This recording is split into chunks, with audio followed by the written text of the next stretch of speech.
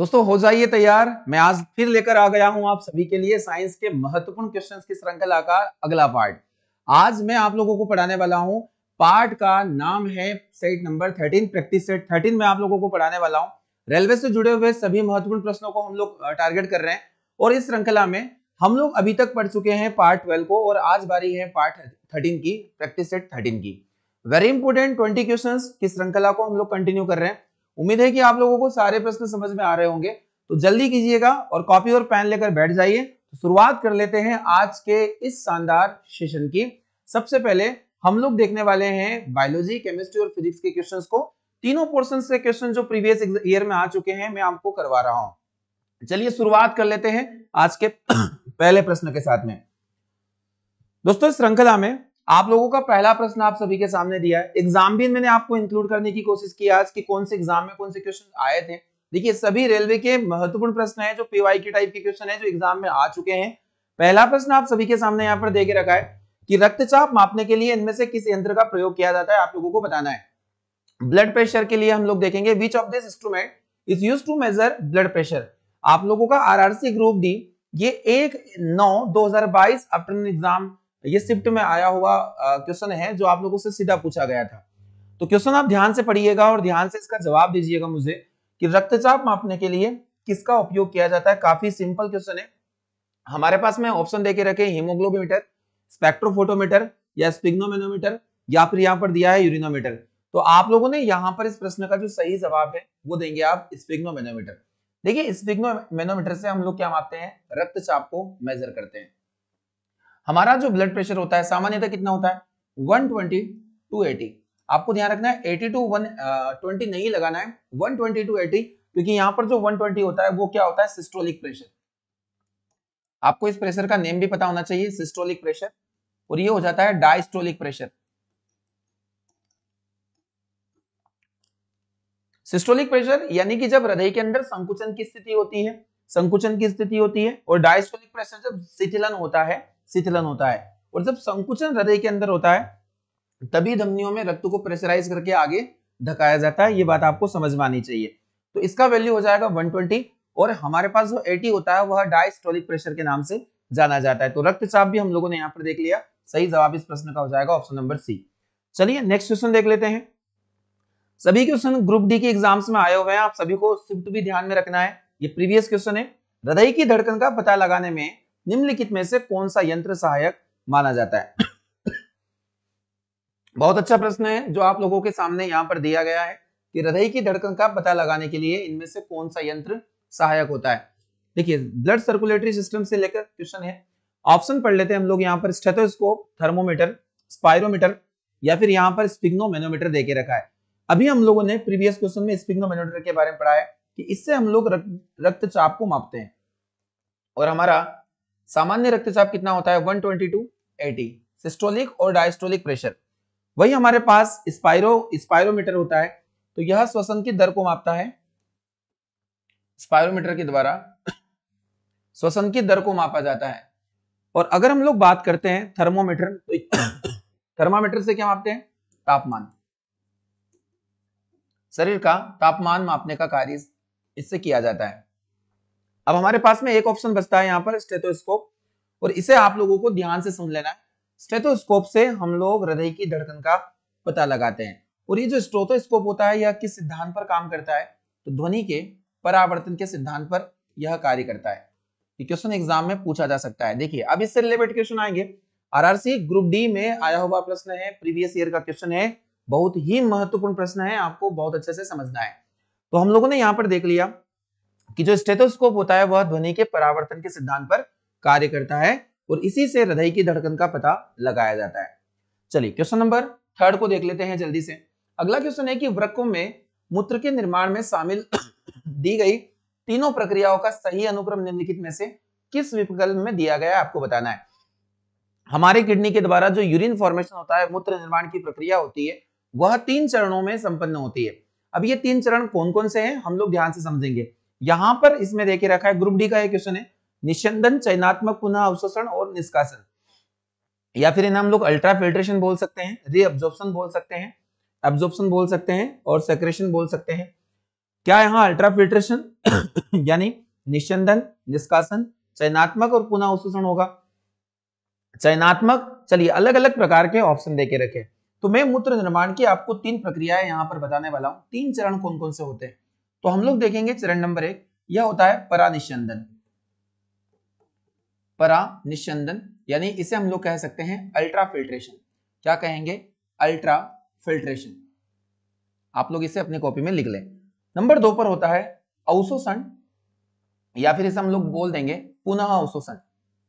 पुनः अवशोषण, reabsorption, reabsorption. और इन द लास्ट प्रोसेस होती है स्त्रावण, यानी इसमें हम लोग निष्कासन करते हैं, सेक्रेशन हो जाता है। ये 3 चरण आप लोगों को ध्यान से समझना है। तो हमारे नेफ्रॉन के अंदर ये 3 प्रक्रियाएं शामिल होती है जो मूत्र निर्माण में सहायक होती है। परानिस्यंदन में हम लोग सबसे पहले जो बोमेन कैप्सूल होता है, किडनी का बोमेन कैप्सूल वाला भाग, जो प्यालेनुमा रचना होती है, इस प्यालेनुमा रचना से हम क्या करते हैं, यहाँ से जो इम्प्योर ब्लड होता है या फिर जो हमारे ब्लड के अंदर जितने भी नाइट्रोजनस वेस्ट होते हैं उन्हें हम लोग यहाँ से फिल्टर करते हैं। यहाँ से फिर हमारे द्वारा कुछ अच्छे पदार्थों को भी इसके द्वारा एब्जॉर्ब कर लिया जाता है, तो उन्हें हम लोग पुनः अवशोषण करेंगे, रीअब्जॉर्प्शन करेंगे और फाइनली उनको हम लोग शरीर से बाहर कर देते हैं। तो ग्रुप डी में आया हुआ प्रश्न है, इसका सही जवाब हो जाएगा अल्ट्राफिल्ट्रेशन, चयनात्मक पुनः अवशोषण या फिर निष्कासन। तो ऑप्शन नंबर ए इस प्रश्न का बिल्कुल सही जवाब होगा। देखिए चयनात्मक पुनः अवशोषण ये सेकंड प्रोसेस का नाम है, निष्कासन थर्ड प्रोसेस का और निस्यंदन पहली प्रोसेस का नाम है, आपको ध्यान से समझना है। तो यहाँ एक बार फिर से सुन ले, अल्ट्राफिल्ट्रेशन, रीअब्जॉर्प्शन एंड सेक्रेशन, ये 3 हिस्से होते हैं यूरिन फॉर्मेशन के, जो आप लोगों को बहुत अच्छे से पढ़ लेना है। चलिए सही जवाब हो जाएगा इसका ऑप्शन नंबर ए। अगले क्वेश्चन की तरफ ध्यान देंगे। नेफ्रॉन का कौन सा भाग रक्त से प्रारंभिक निस्यंदन का एकत्रित करता है? आपको बताना है नेफ्रॉन के किस हिस्से में प्रारंभिक या अल्ट्राफिल्ट्रेशन प्रोसेस को किया जाता है। यह भी ग्रुप डी से आया हुआ क्वेश्चन है, 6/9/2022 में ये दोपहर की शिफ्ट में आया हुआ प्रश्न है आपका कि नेफ्रॉन का कौन सा जो हिस्सा है वह रक्त से प्रारंभिक निस्यंदन करता है। तो यहाँ पर ग्लोमेरुलस देके रखा है, कलेक्टिंग डक्ट देके रखा है, रेनल वेंस देके रखा है, बोमेन कैप्सूल। तो मैं नेफ्रॉन के बारे में आप लोगों को समझाने वाला हूं, आप लोग नेफ्रॉन को ध्यान से समझिएगा। नेफ्रॉन में एक प्यालेनुमा रचना होती है इस प्रकार की, और इस रचना को ही हम लोग क्या कहते हैं, बोमेन कैप्सूल के नाम से जानते हैं। और ये रचना आगे चलकर इस तरीके से स्ट्रक्चर बना लेती है। यहाँ आप ध्यान से देख लोगे तो यहाँ कुछ आर्टरीज आती है, एफरेंट और इफरेंट आर्टरी। इस वाली रचना में सबसे पहले बोमेन कैप्सूल, इसको हम लोग कहेंगे बोमेन कैप्सूल कहेंगे या बोमेन संपुट। और इस बोमेन संपुट में होता क्या है, तो यहाँ सबसे पहले ब्लड का फिल्ट्रेशन होता है।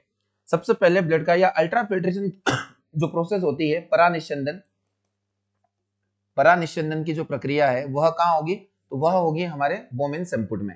यहां से इसके बाद में जो ब्लड होता है हमारा प्रोक्सिमल डिस्टल, जो प्रोक्सिमल कॉन्वोल्यूटेड ट्यूब होती है, समीपस्थ कुंडलित नलिका, समीपस्थ कुंडलित नलिका, वहां पर ये पहुंच जाता है, जहां से इसका रीअब्जॉर्प्शन होता है कि अगर यहां से बाय मिस्टेक कोई अच्छे पदार्थों का भी अवशोषण कर दिया गया है या बाहर कर दिया गया है, तो यहां से रीअब्जॉर्प्शन की प्रोसेस करवाई जाती है। फिर यहां होता है हेनले का लूप, यानी इसे हम लोग हेनले लूप के नाम से जानते हैं, Henle loop, loops of Henle. और इसे यहाँ पर जो कलेक्टिंग डक्ट होती है यहाँ इकट्ठा करके समय समय पर शरीर के बाहर करवा दिया जाता है। तो आप लोगों को ये प्रोसेस अच्छे से समझ में आई होगी। बोमेन कैप्सूल इसका या बोमेन संपुट इसका सही जवाब होगा ऑप्शन नंबर डी। बिल्कुल शानदार प्रश्न है और सभी एग्जाम में आए हुए क्वेश्चन यहाँ पर हम लोग डिस्कस कर रहे हैं। क्वेश्चन नंबर 5, इनमें से कौन मानव उत्सर्जन प्रणाली का गठन करता है, आपको बताना है। बहुत शानदार लेवल का प्रश्न है। चलिए आप मुझे बताइएगा कि कौन मानव उत्सर्जन प्रणाली का गठन करता है। ह्यूमन एक्सक्रीटरी सिस्टम को कौन बनाने का काम करेगा, आपको उसके पार्ट बताना है यहाँ पर। तो क्या ह्यूमन एक्सक्रीटरी सिस्टम के अंदर वृक्क की एक जोड़ी एकल मूत्र वाहिनी या एकल मूत्राशय या एकल मूत्र मार्ग होगा? क्या एक जोड़ी किडनियां होती है? अगर हम लोग बोलते हैं तो यूरिनरी जो ब्लैडर होते हैं तो वो भी यहाँ पर देके रखे हैं, क्या मूत्राशय एक होगा या एकल मूत्र मार्ग होगा? तो हम लोग देखते हैं ऑप्शन नंबर बी, वृक्क एक जोड़ी यानी कि 2 किडनी, सिंगल यूरिनरी ब्लैडर। देखिए यूरिनरी ब्लैडर, एकल मूत्रवाहिनी भी यहाँ पर जोड़े में होती है, तो एकल तो नहीं होगी, एकल तो नहीं होगी। आगे हम लोग बात करेंगे वृक्क की एक जोड़ी, मूत्रवाहिनी एक जोड़ी, मूत्रवाहिनी भी एक जोड़ी यानी कि 2, एक मूत्राशय और एक मूत्र मार्ग, यानी ऑप्शन नंबर सी इस प्रश्न का बिल्कुल सही जवाब है। तो डियर स्टूडेंट, आप लोगों को बहुत अच्छे से समझना है कि अगर आप इसका बेसिक टर्म समझोगे तो हम लोग देखेंगे कि हमारे अंदर जो किडनी होती है, तो किडनी की स्ट्रक्चर इस प्रकार आप लोग समझ सकते हैं। यहां से एक जोड़ी किडनी हो गई, और जो मूत्र वाहिनी होती है, यूरिनरी डक्ट, ये भी हमारी एक जोड़ी होती है। यहाँ पर जो हमारा यूरिनरी ब्लैडर होता है या मूत्राशय होता है, वो भी एक जोड़ी होता है, और मूत्र मार्ग भी एक होगा। एक जोड़ी नहीं, मतलब ये सिंगल होंगे, ये भी सिंगल होगा। और यहाँ अगर हम लोग देखेंगे तो जो वाहिनी होगी वो एक जोड़ी होती है पैर में, और किडनी भी एक जोड़ी होती है। तो आप एक बार फिर से समझ लीजिएगा इस क्वेश्चन को। ऑप्शन नंबर सी इस प्रश्न का बिल्कुल सही जवाब है, जो एग्जाम में पूछा जा चुका है। चलिए अगले क्वेश्चन पर हम लोग मूव करते हैं। नेक्स्ट क्वेश्चन है, क्वेश्चन नंबर 6 है, इनमें से किसका मुख्य रूप से फोटोवोल्टिक सोलर सेल बनाने में उपयोग किया जाता है? केमिस्ट्री से ये क्वेश्चन पूछा गया है। आरआरबी एनटीपीसी सीबीटी 2 का ये क्वेश्चन है, और ये ज्यादा पुराना क्वेश्चन नहीं है, आप देख सकते हैं 2022 का ये क्वेश्चन है, मोस्ट इंपोर्टेंट क्वेश्चन माना जाएगा। किसका उपयोग फोटोवोल्टिक सेल बनाने में किया जाता है? आपके सामने 4 ऑप्शन है, और इसमें पहला ऑप्शन देके रखा है सिलिकॉन, सल्फर, यहाँ पर एसी देके रखा है और एसयू देके रखा है, तो अलग अलग एलिमेंट देके रखे। आप सभी ने बहुत अच्छे से इसको पढ़ा है कि एसआई और एस, यानी कि अगर हम लोग देखें सिलिकॉन को, सिलिकॉन क्या चीज है, तो सिलिकॉन जो होता है परमाणु क्रमांक कितना होता है? सिलिकॉन एटॉमिक नंबर इसका होता है 14। मैं आपको बता दूं सिलिकॉन जो होता है यह एक सेमीकंडक्टर यानी कि अर्धचालक धातु भी मानी जाती है, और उपधातु की श्रेणी में इसे रखते हैं, यानी इसे हम लोग कहते हैं उपधातु। उपधातु भी इसे आप लोग बोल सकते हैं, यानी कि मेटलॉइड, क्योंकि ये मेटल नॉन मेटल दोनों के लक्षण इसके अंदर पाए जाते हैं। तो ये उपधातु का लक्षण रखती है। मोस्ट इंपोर्टेंट क्वेश्चन है। तो सिलिकॉन का ही उपयोग हम लोग कहाँ करते हैं? जो फोटोवोल्टिक सेल होते हैं, सोलर सेल होते हैं। अब ये फोटोवोल्टिक सोलर सेल क्या होते हैं? जो सौर ऊर्जा को, आपको ध्यान रखना है, जो सौर ऊर्जा को, सोलर एनर्जी को इलेक्ट्रिक एनर्जी में कन्वर्ट करने का कार्य करते हैं, विद्युत ऊर्जा में कन्वर्ट करने का कार्य करते हैं। मोस्ट इंपोर्टेंट क्वेश्चन है। सौर ऊर्जा को विद्युत ऊर्जा में बदलने का कार्य फोटोवोल्टिक सेल्स के द्वारा किया जाता है, और जो इन प्लेट्स होती है, इन प्लेट्स में सिलिकॉन का उपयोग हम लोग करते हैं। मोस्ट इंपोर्टेंट क्वेश्चन यहाँ पर माना जाएगा। आरआरबी एनटीपीसी सीबीटी सेकंड का ये क्वेश्चन है। चलिए क्वेश्चन नंबर 7 हमारे सामने, इनमें से कौन गलत कथन का चयन करना है आपको? Choose the wrong statement from the following. आपको गलत स्टेटमेंट बताना है। पीरियोडिक टेबल से आया हुआ क्वेश्चन है, जो आपके ग्रुप डी में टारगेट किया गया है। पहला स्टेटमेंट हम लोग पढ़ लेते हैं कि न्यूलैंड में तत्वों को बढ़ते हुए परमाणु द्रव्यमान के क्रम में व्यवस्थित किया गया था और अष्टक नियम दिया। तो बिल्कुल सही स्टेटमेंट है। हम लोगों को यहाँ पर रॉन्ग स्टेटमेंट चुनना है। तो न्यूलैंड ने अपना परमाणु द्रव्यमान का जो आधार है, अपने नियम का आधार है अष्टक नियम का, वो परमाणु द्रव्यमान को ही माना था। अगला हम लोग देख लेते हैं, सोडियम लिथियम के बाद 8वां तत्व है। तो अष्टक नियम में जो सोडियम लिथियम आता है, वह लिथियम के बाद 8वां तत्व आता है। तो ये स्टेटमेंट भी हमारा सही होने वाला है। थर्ड क्वेश्चन है, कैल्शियम बेरिलियम के बाद में 8वां तत्व है। सही स्टेटमेंट माना जाएगा। आप लोग यहाँ पर जब अष्टक नियम में टेबल्स को देखोगे न्यूलैंड के अनुसार, तो यहाँ जो कैल्शियम होगा बेरिलियम के बाद 8वां तत्व ही माना जाएगा। अगर हम फोर्थ ऑप्शन को पढ़ लेते हैं कि अष्टक नियम केवल मैग्नीशियम तक ही लागू होता है, नहीं, यहां पर आपको ध्यान रखना है कि अष्टक नियम कैल्शियम तक लागू होता है। कैल्शियम के बाद यह लागू नहीं होता, कैल्शियम तक लागू होता है, ना कि मैग्नीशियम तक, क्योंकि मैग्नीशियम के बाद प्रत्येक 8वें तत्व में पहले के समान गुण मौजूद नहीं होते। तो हमारा जो ऑप्शन हो जाएगा वो हो जाएगा फोर्थ। पर डियर स्टूडेंट ध्यान से समझना है, आपका फोर्थ ऑप्शन यानी कि फोर्थ नहीं लगाना है। आप नीचे ऑप्शन देख सकते हैं यहाँ पर, जो इसमें फोर्थ दे के रखा है वो नंबर 1 पर दे के रखा है। यही सबसे बड़ा कंफ्यूजन होता है एग्जाम्स में, कि हमारे पास जो फोर्थ दे के रखा है वो नंबर ए पर दे के रखा है, इसलिए हमारा सही जवाब हो जाएगा यहाँ पर ए ऑप्शन। काफी स्टूडेंट्स आने के बाद भी इस क्वेश्चन को रॉन्ग करते हैं, क्योंकि वो सही से पढ़ नहीं पाते और यहाँ पर फोर्थ लगा देते हैं, और फोर्थ पर यहाँ पर देके रखा है थर्ड ऑप्शन। तो थर्ड तो हमारा बिल्कुल करेक्ट स्टेटमेंट होगा इस क्वेश्चन के लिए। 7th के लिए सही जवाब होगा ए। क्वेश्चन नंबर 8, नीचे दिए गए कथनों पर विचार करना है और सही जवाब का चयन करना है, सही उत्तर का चयन करना है। तो आपको 2 स्टेटमेंट देके रखे हैं। देखिए मोस्ट इंपोर्टेंट क्वेश्चन है, प्रीवियस ईयर में इस प्रकार के क्वेश्चन पूछे गए थे पीरियोडिक टेबल से। तो आरआरसी ग्रुप डी का क्वेश्चन है, और यह भी ज्यादा पुराना क्वेश्चन नहीं है, अभी जो लास्ट ग्रुप डी हुआ था उसी का एक प्रश्न आया हुआ है। आपको 2 स्टेटमेंट पढ़ना है कि आवर्त में बाएं से दाएं ओर जाने पर परमाणु त्रिज्या में वृद्धि होती है, क्या ये बात सही है? तो बाएं से दाएं जाने पर परमाणु त्रिज्या का में वृद्धि होगी, क्या इस बात को आप लोगों को समझना है। दूसरा कथन है कि आवर्त में बाएं से दाएं जाने पर नाभिकीय आवेश में वृद्धि होती है। देखिए अगर हम बाएं से दाएं तरफ जाएं तो परमाणु त्रिज्या में वृद्धि नहीं बल्कि क्या होती है, कमी होती है। और ये कमी किस लिए होती है, तो आपको ध्यान रखना है कि दाईं ओर जो एलिमेंट होते हैं उनका जो नाभिकीय बल होता है वो बहुत ज्यादा होता है, जिसकी वजह से उनके परमाणु का आकार क्या हो जाता है, छोटा हो जाता है। दाईं ओर आप लोगों ने पढ़ा होगा जितनी भी नॉन मेटल है या धातु है वो दाईं ओर ही प्रेजेंट होती है। तो यहाँ जो ऑप्शन नंबर स्टेटमेंट हमारा 1 है वो तो पूर्णतः रॉन्ग हो जाएगा। स्टेटमेंट 2 को हम लोग पढ़ लेते हैं कि आवर्त में बाएं से दाएं ओर जाने पर नाभिकीय आवेश में वृद्धि होती है। नाभिकीय आवेश में वृद्धि होती है यानी कि न्यूक्लियर फोर्स बढ़ता है, तो बिल्कुल सही स्टेटमेंट है। इसका मतलब दोनों कथन सही है, रॉन्ग हो जाएगा। केवल कथन 1 सही है, यह भी रॉन्ग हो जाएगा। दोनों कथन सही है, केवल कथन 2 सही है। ऑप्शन नंबर डी इस प्रश्न का बिल्कुल सही जवाब है। आप देख सकते हैं कि एग्जाम किस प्रकार के क्वेश्चन को टारगेट करता है। आपके सभी के सामने लास्ट ईयर जो एग्जाम हुआ था हमारा उसी के क्वेश्चन यहां पर रखे गए। क्वेश्चन नंबर 9, आधुनिक आवर्त सारणी में हैलोजन और कार्बन परिवार के समूह क्रमांक क्रमशः क्या होंगे। आपको बताना है जो मॉडर्न पीरियोडिक टेबल है उसमें हैलोजन परिवार और कार्बन समूह दो चीजों को ध्यान रखना है। तो आप ध्यान से समझना, जो हैलोजन होता है वह हमारे समूह 17 से शामिल है और कार्बन परिवार की अगर हम बात करें तो यह समूह 14 से शामिल है। तो आप लोग 17 और 14 को यहाँ पर टिक आउट करोगे। ग्रुप डी का यह क्वेश्चन है। हैलोजन वो तत्व होते हैं जो नमक बनाने में सहायक होते हैं या नमक बनाने वाले element. Chlorine, bromine, iodine, statin, आप लोगों ने सभी एलिमेंट को पढ़ा होगा जो ग्रुप 7 यानी ग्रुप 17 से बिलोंग करते हैं। तो सही जवाब इस प्रश्न का हो जाएगा option number B, group 17 and group 14। तो सही जवाब हो जाएगा ऑप्शन नंबर बी इसका। चलिए नेक्स्ट क्वेश्चन है, अगला क्वेश्चन, क्वेश्चन नंबर 10 हम सभी के सामने है। मेंडलीव की आवर्त सारणी के बारे में कौन सा कथन आपको गलत बताना है, यानी रॉन्ग स्टेटमेंट को आप चूज कीजिए। ग्रुप डी का एक क्वेश्चन है, 2022 में पूछा गया प्रश्न है कि आपको बताना है कि यहाँ गलत स्टेटमेंट कौन है। क्या तत्वों को उनके बढ़ते परमाणु द्रव्यमान के क्रम में व्यवस्थित किया गया, तो आपको रॉन्ग स्टेटमेंट बताना है। तो मेंडलीव ने अपनी आवर्त सारणी को जो बनाया था वह बढ़ते हुए परमाणु द्रव्यमान या परमाणु भार के आधार पर ही व्यवस्थित किया था। आगे हम लोग बात करेंगे तत्वों के गुणधर्म उनके परमाणु क्रमांकों के आवर्ती फलन होते हैं। देखिए मेंडलीव ने परमाणु क्रमांक नहीं दिया, यह स्टेटमेंट तो हेनरी मोजले का था, हेनरी मोजले का था। तो इसलिए हमारा जो ऑप्शन नंबर बी हो जाएगा वो करेक्ट हो जाएगा, क्योंकि यहाँ जो ए, सी और डी है ये स्टेटमेंट जो है ये ट्रू स्टेटमेंट है, सही जवाब है। और हमारा जो बी है वह मोस्ले जी को लेकर दिया गया एक स्टेटमेंट है जो मेंडलीव के लिए गलत हो जाएगा।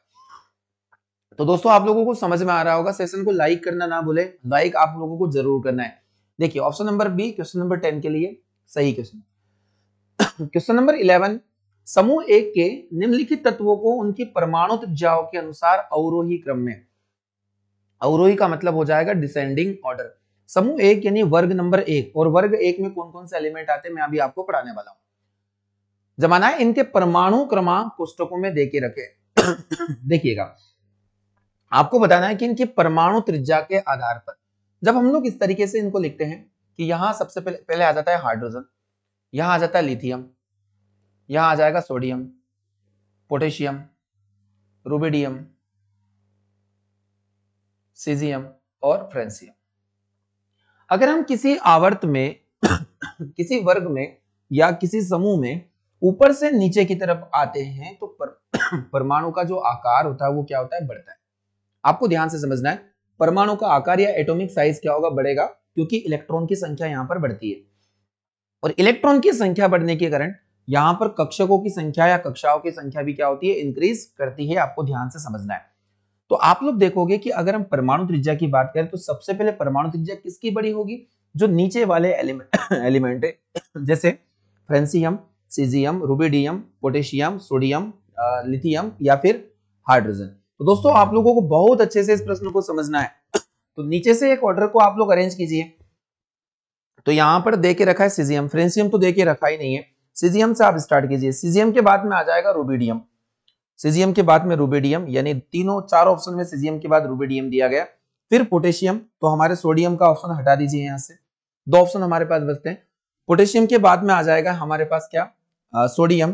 तो सोडियम हमारे पास ओनली ऑप्शन नंबर 3 में ही सही देके रखा है, यानी ऑप्शन नंबर बी इसका करेक्ट हो जाएगा। ऑप्शन नंबर सी करेक्ट हो जाएगा, सोडियम, और उसके ऊपर आ जाएगा लिथियम। तो दोस्तों अगर परमाणु त्रिज्या को लेकर अवरोही क्रम आपसे पूछा जाए, डिसेंडिंग ऑर्डर पूछा जाए, तो ऑप्शन नंबर सी इस प्रश्न का क्या होने वाला है, सही जवाब होने वाला है। क्वेश्चन नंबर 12, आधुनिक आवर्त सारणी में समूह 2 वाले तत्वों को क्या नाम से जाना जाता है? यानी कि जो ग्रुप 2 है उसके एलिमेंट को हम लोग किस नाम से जानते हैं, आप लोगों को बताना है। आरआरसी ग्रुप डी का क्वेश्चन है। देखिए समूह 1 जो होता है, समूह 1, इसे हम लोग कहते हैं क्षारीय धातु, क्षारीय धातु जिसे हम लोग कह सकते हैं alkali metal, alkali metal.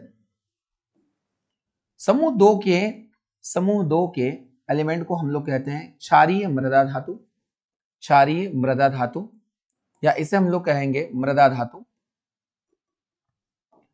Alkali earth metal. आपको ध्यान रखना है।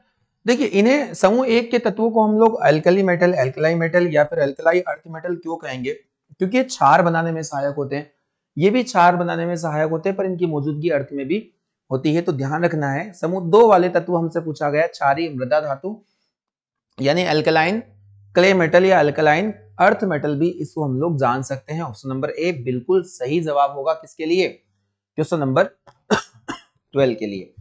चलिए दोस्तों अगले क्वेश्चन की तरफ मूव करेंगे। क्वेश्चन है फिजिक्स, यहां से स्टार्ट हो रहा है क्वेश्चन नंबर 13 से।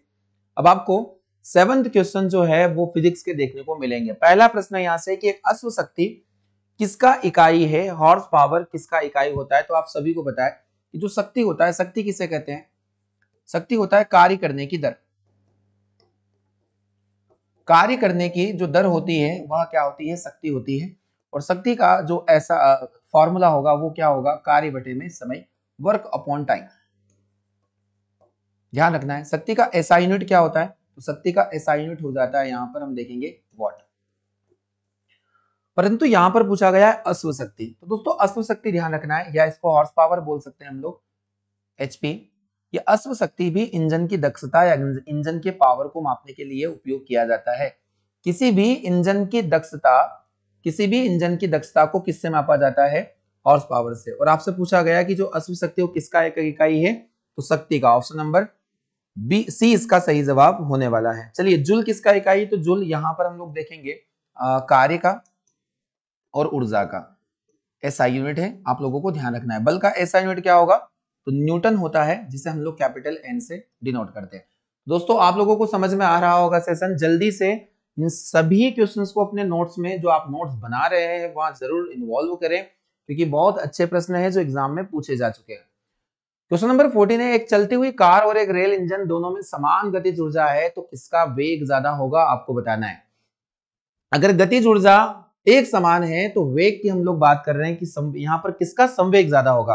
तो मोमेंटम और काइनेटिक एनर्जी का रिलेशन आप लोगों ने बहुत अच्छे से पढ़ा होगा कि यहां हो जाएगा p स्क्वायर बाई 2m।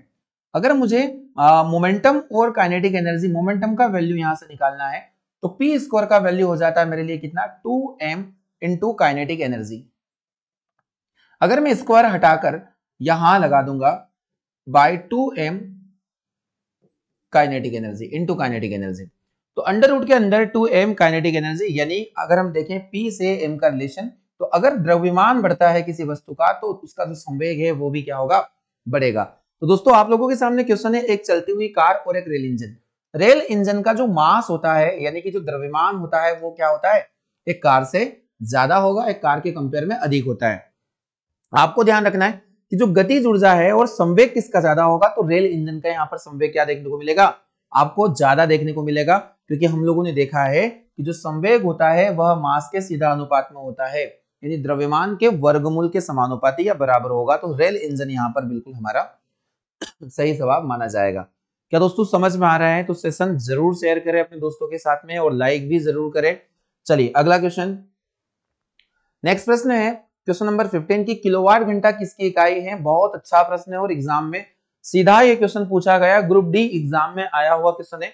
आपसे डायरेक्टली पूछा जाता है कि 1 किलोवाट और किसके बराबर होता है? तो इसका जो यूनिट होता है 3.6 into 10⁻⁶ joule. Most important question माना जाएगा। अगर यहां से क्वेश्चन आ जाता है कि 1 वॉट और किसके बराबर होगा, तो आपको बताना है यहां पर 3600 जूल के बराबर। और अगर आपसे पूछा जाए 1 वॉट सेकंड बराबर किसके बराबर, तो 1 जूल के बराबर। दोस्तों बहुत इंपॉर्टेंट क्वेश्चन है, एग्जाम में हमेशा पूछे जाते हैं। तो आपसे यहाँ पर किलोवाट घंटा किसकी इकाई ये पूछा गया है, तो जो किलोवाट घंटा है यहाँ किलोवाट हो जाएगा शक्ति की, और जो घंटा होता है यह होता है समय का। तो शक्ति गुणा समय बराबर क्या होगा, तो शक्ति गुणा समय बराबर होता है ऊर्जा। आपको ध्यान से समझना है। तो यहाँ जो किलोवाट घंटा है यह ऊर्जा की इकाई होती है। दोस्तों अगर एग्जाम में आता है शक्ति की इकाई को पूछा जाए तो शक्ति की इकाई होती है वाट, किलोवाट, वाट, किलोवाट और हो जाती है मेगावाट। वही अगर हम लोग ऊर्जा की बात करें तो ये जितनी भी इकाई आपको देके रखी है सभी की सभी ऊर्जा है, क्योंकि इसमें शक्ति गुणा समय आपको देके रखा है। तो शक्ति ऊर्जा की इकाई हो जाएगी किलोवाट घंटा, वाट घंटा या फिर वाट सेकेंड। तो मोस्ट इंपोर्टेंट क्वेश्चन यहां से बन सकता है, वेरी वेरी इंपॉर्टेंट क्वेश्चन। चलिए आगे हम लोग बढ़ लेते हैं क्वेश्चन नंबर 16 की तरफ। क्वेश्चन नंबर 16 आपके सामने, ऊर्जा संरक्षण से तात्पर्य क्या है, एनर्जी कंजर्वेशन रूल्स क्या बोलता है। आप सभी ने इस नियम को पढ़ा है कि ऊर्जा संरक्षण नियम के अनुसार ऊर्जा को कभी ना तो नष्ट किया जा सकता है और ना ही उत्पन्न किया जा सकता है, केवल से एक रूप से दूसरे रूप में उत्पन्न किया जा सकता है। जैसे अगर हम लोग इलेक्ट्रिक फैन की बात करें तो इलेक्ट्रिक फैन कभी भी ऊर्जा की हानि नहीं कर रहा है, बल्कि वह विद्युत ऊर्जा को यांत्रिक ऊर्जा में बदल रहा है। जितने भी इंस्ट्रूमेंट होते हैं, इलेक्ट्रिक बल्ब होता है हमारे आसपास, तो इलेक्ट्रिक बल्ब जो होगा वह क्या करेगा, विद्युत ऊर्जा को किस में कन्वर्ट करने का कार्य करता है, तो विद्युत ऊर्जा को कन्वर्ट करेगा वह प्रकाश ऊर्जा में। तो ऐसे कई सारे इंस्ट्रूमेंट है, उपकरण है हमारे आसपास हम लोग देख पाते हैं, तो वो क्या करते हैं, एनर्जी को एक फॉर्म से दूसरे फॉर्म में कन्वर्ट करते हैं, ना कि नष्ट करते हैं। तो ऊर्जा उत्पन्न की जा सकती है और ना इसका विनाश भी संभव है। तो ये नहीं होगा, ना ऊर्जा को उत्पन्न किया जा सकता है और ना ही विनाश किया जा सकता है। ऊर्जा न तो उत्पन्न की जा सकती है और ना ही उसका विनाश किया जा सकता है। Option number C energy conservation theory यहाँ पर देकर रखा है। मोस्ट इंपोर्टेंट क्वेश्चन है डियर, एग्जाम में ऐसे प्रश्न पूछे गए हैं। चलिए क्वेश्चन नंबर 17 आप सभी के सामने है और मोस्ट इंपोर्टेंट क्वेश्चन की कैटेगरी का क्वेश्चन है। एनटीपीसी में आया हुआ प्रश्न है आपको ध्यान रखना, एग्जाम्स में यहाँ पर नहीं लिख पाया हूं इसकी। बी का द्रव्यमान ए के द्रव्यमान का 4 गुना है। बी एक ऑब्जेक्ट है जिसका मास ए के ऑब्जेक्ट का 4 टाइम आपको देके रखा है, 4 गुना। बी ए के वेग के आधे वेग से गतिमान है, तो बी में क्या होगा आपको बताना है। तो बी में आपको बताना है, देखिए मान लीजिए ए कोई ऑब्जेक्ट है और ए की जो काइनेटिक एनर्जी है हम लोग मान लेते हैं 1/2 mv²। आपसे यहां पर गतिज ऊर्जा के बारे में पूछा है, तो गतिज ऊर्जा आप लोगों को देखना है। अब हम लोग बी की बात करते हैं, तो बी के बारे में क्या देके रखा है, चलिए इसको हम लोग समझ लेते हैं। जो बी का द्रव्यमान है ए के द्रव्यमान का 4 गुना, यानी हम लोगों ने मास को भी 4 टाइम बढ़ा दिया। चलिए तो मास को हम लोग 4 टाइम बढ़ा देते हैं, ये हो गया हमारे लिए 4m। सेकंड थिंग, बी ए के वेग के आधे वेग से गतिमान है, जो बी का वेग है वह उसके आधे वेग से, तो यहां हो जाएगा v/2 का होल स्क्वायर, v/2 का होल स्क्वायर। दोस्तों आपको समझ में आ रहा होगा, तो इस प्रकार आप लोगों को इसको सॉल्व करना है। चलिए इसको हम लोग सॉल्व कर लेते हैं। तो यहां हम लोगों ने ए के लिए हमारे पास जो गतिज ऊर्जा थी वो 1/2 mv² थी। अब हम लोग बी को देख लेते हैं, क्योंकि बी को हम लोगों ने क्या किया है कि जो बी का द्रव्यमान है वह ए के द्रव्यमान का 4 गुना और बी ए के वेग के आधे वेग से गतिमान हो रहा है। हम लोग देखेंगे यहां पर हो जाएगा 1/2 4m इंटू ये 2 का स्क्वायर, v का स्क्वायर तो v स्क्वायर ही होगा, और 2 स्क्वायर हो जाएगा हमारे पास 4, और इस 4 से ये 4 कैंसिल आउट हो जाएगा। यानी हमारे पास जो टोटल ऑप्शन बचता है वो क्या बचेगा, वो देखो आप जरा। b का जो काइनेटिक एनर्जी हो जाएगा 1/2, यहां से m हमारे पास रिमेन है और यहां से v रिमेन है और v स्क्वायर रिमेन है। दोस्तों ये क्या हुआ, ये तो वही गतिज ऊर्जा का मान हम लोगों को फिर से मिल गया जो a के बराबर है। तो दोस्तों आपको यही क्वेश्चन समझना था कि अगर बी का द्रव्यमान ए के द्रव्यमान का 4 गुना और बी ए के वेग के आधे वेग से गतिमान कर रहा है, तो जितना गतिज ऊर्जा ए का होगा उतना ही गतिज ऊर्जा किसका होगा, बी का होगा। चलिए इसके ऑप्शन हम लोग पढ़ लेते हैं, क्योंकि दोनों का जो काइनेटिक एनर्जी है वो सिमिलर हमारे पास में ऑप्टेन हुआ है। एक ही गतिज ऊर्जा के बराबर गतिज ऊर्जा होगी, तो एक ही गतिज ऊर्जा के बराबर गतिज ऊर्जा होगी, तो पहला ही ऑप्शन हमारा बिल्कुल सही जवाब होगा। दोस्तों आप लोगों को ये क्वेश्चन समझ में आ रहा होगा, 17 का सही जवाब हो जाएगा हमारे लिए ए। मैथमेटिकल फॉर्म में आप लोगों को मैंने इसको पढ़ा दिया है। चलिए क्वेश्चन नंबर 18 देख लेते हैं कि एक वस्तु के स्वतंत्र रूप से गिरने के दौरान क्या होगा। रेलवे एग्जाम्स में पूछा गया क्वेश्चन है, 2019 में आया हुआ क्वेश्चन है ये। During the free fall of an object क्या होगा, इसकी स्थितिज ऊर्जा बढ़ती है और इसकी गतिज ऊर्जा घटती है। दोस्तों अगर कोई वस्तु है जो ऊंचाई से गिर रही है, मान लीजिए यहां से गिर रही है, तो जिस वक्त स्थिर अवस्था में होती है तो यहां पर इसका जो स्थितिज ऊर्जा का मान होगा वो सबसे ज्यादा होता है। जैसे जैसे यह पृथ्वी की सतह की तरफ बढ़ रही है तो इसकी स्थितिज ऊर्जा का मान घट रहा है और इसकी जो काइनेटिक एनर्जी है वह काइनेटिक एनर्जी क्या हो रही है, बढ़ती जा रही है। तो पोटेंशियल एनर्जी का वैल्यू जो है यहाँ पर कम होगा और काइनेटिक एनर्जी वैल्यू जो है यहाँ पर क्या होगा, राइज अप करेगा यानी कि बढ़ेगा। तो सही जवाब हम इसका देख लेते हैं। इसकी स्थितिज ऊर्जा बढ़ती है, बढ़ती नहीं है, घटती है। इसकी स्थितिज ऊर्जा घटती है और इसकी गतिज ऊर्जा बढ़ती है। ऑप्शन नंबर बी हमारे लिए इस प्रश्न का बिल्कुल सही जवाब होने वाला है। तो 18 क्वेश्चन को हम लोगों ने बहुत अच्छे से समझ लिया। क्वेश्चन नंबर 19 आप सभी के सामने देखिए रखा है। एक बांध की दीवार सबसे ऊपरी भाग की अपेक्षा निचले भाग पर अधिक मोटी बनाई जाती है। आप सभी को यह जानकारी होगी क्योंकि दीवार पर पानी द्वारा डाला गया दाब क्या होता है। दोस्तों अगर हम लोग देखें कि बांध बनाकर पानी को रोकना और रुके हुए पानी में कौन सी ऊर्जा निहित होती है, तो स्थितिज ऊर्जा आपको पता होना चाहिए। अब हम लोग बांध बनाकर पानी को रोक रहे, बांध बनाकर पानी को रोक रहे, पानी को रोकना कौन सी ऊर्जा, स्थितिज ऊर्जा, आप लोगों को समझना है। अब आपको एक अगला टॉपिक यहां पर आ रहा है कि जो जैसे जैसे गहराई बढ़ रही है तो वहां पर हम लोगों ने दीवार की जो मोटाई है, जो बांध की दीवार हमने बनाई उसकी मोटाई बढ़ा दी। आप लोगों को पता होगा कि जो पोटेंशियल एनर्जी होती है यह होता है किसके ऊपर डिपेंड करेगा, mgh, यानी यह हाइट पर, हाइट बोले तो यहां पर गहराई पर डिपेंड करेगा कि जैसे जैसे गहराई बढ़ती है द्रव के अंदर जो दाब होता है वो क्या होता है, उसका मान भी बढ़ता रहता है। गहराई बढ़ने पर गहरी जो दीवारें होगी वहां पर द्रव में जो दाब लगेगा वो बहुत अधिक लगेगा। चलिए इसके ऑप्शन हम लोग पढ़ लेते हैं।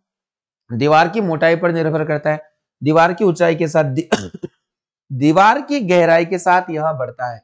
दीवार पर जो पानी द्वारा लगाया गया दाब है, प्रेशर है, वह किसके द्वारा, दीवार की गहराई के साथ में क्या होता है, बढ़ता है। तो डियर द्रव के अंदर अगर हम लोग दाब की गणना करें तो आप लोगों को प्रेशर के अंदर ये भी लगाना है HDG। तो ये भी एक मोस्ट इंपोर्टेंट कॉन्सेप्ट है। यहाँ पर उसकी ऊंचाई, उसका डेंसिटी और यहाँ जो एक्सेलरेशन ड्यू टू ग्रेविटी होता है जिसका वैल्यू 9.8 होता है, इस बात पर ही निर्भर करता है। तो ये कॉन्सेप्ट आप लोगों को समझना है कि लिक्विड के अंदर प्रेशर को हम लोग कैसे अप्लाई करें। तो H इंटू डी इंटू जी कॉन्सेप्ट आप लोगों को पता होना चाहिए। सही जवाब हो गया सी। चलिए आज के सेशन का अंतिम प्रश्न जो आप सभी के लिए होमवर्क से होने वाला है, देख लेते हैं हमें क्या प्रश्न है। आपके लिए आज का होमवर्क मिलेगा, बायोलॉजी का एक शानदार प्रश्न देखने को मिल रहा है कि इनमें से किस चरण के दौरान धमनी की दीवारों के खिलाफ रक्त द्वारा सिस्टोलिक ब्लड प्रेशर लगाया जाता है। आरआरसी ग्रुप डी ये 24/8/2022 में आया हुआ क्वेश्चन है मॉर्निंग शिफ्ट में। दोस्तों इस प्रकार के प्रश्न आपसे सर्कुलेटरी सिस्टम से पूछे गए थे, काफी अच्छे लेवल के। तो आपसे पूछा गया कि किसके दौरान धमनी की दीवारों के खिलाफ रक्त सिस्टोलिक प्रेशर, ब्लड प्रेशर लगाया जाता है। तो आपको यहाँ पर बताना है वेंट्रिकुलर कॉन्ट्रैक्शन यानी निलयी संकुचन, निलयी शिथिलता, आलिन संकुचन या आलिन शिथिलता। तो आज के क्वेश्चन आप लोगों को कैसे लगे कमेंट बॉक्स में लिखकर जरूर बताएं। तो सेशन को अगर आप लोगों ने लाइक नहीं किया है, भूल गए हैं, लाइक जरूर करें क्योंकि काफी अच्छे से क्वेश्चन जो है आप लोगों के लिए हम लोग लेकर आ रहे हैं पीवाई की टाइप के। तो दोस्तों मिलते हैं हम लोग अगले सेशन में। आज के लिए इतना ही काफी है। अच्छे से अपनी पढ़ाई जारी रखें और अपना ख्याल रखें।